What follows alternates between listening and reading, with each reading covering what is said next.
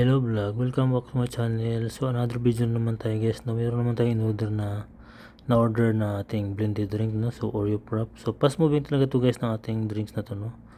Kasi bukod sa masarap siya at marami rin siyang mga ingredients dyan sa loob na nakalagay, no? So ayan, no? Fast moving guys, na order na naman tayo ng isa.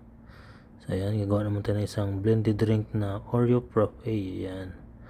So dito sa amin guys, ang malakas sa amin ay Oreo Frappe, coffee latte, at saka mga drinks na mga iced tea at saka mojito, no? So yan yung pinaka-fast moving namin dito.